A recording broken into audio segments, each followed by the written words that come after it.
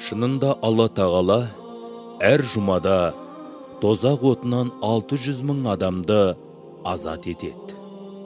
Жұма күні күнә істелінбесе, қалған күндері әртүрлі айыптардан ада болады.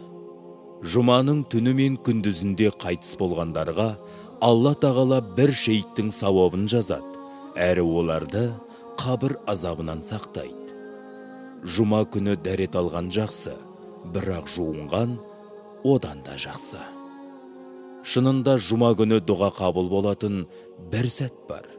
Жасаған дұға тілегі сол сәтте тура келген мұсылманның Алла сұрағанын береді. Адамдар мына үш нәрсенің жақсылығын білгенде, оны жасау үшін түйелер сияқты жарысар еді. Ол үш нәрсе мыналар: азан оқу, намазда бірінші сапқа тұру, және жұма намазына ерте бару.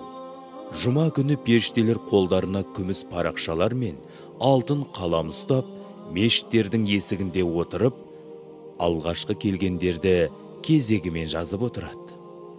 Кім жұма күні киіммен тазаланып, жуынып, мешітке ерте бастан барса, және иманға жақын отырып, оқылған Құранды не айтылған уағызды тыңдаса, онысы 2 жұма арасы және қосымша 3 күндік күнәларына кафарат болады.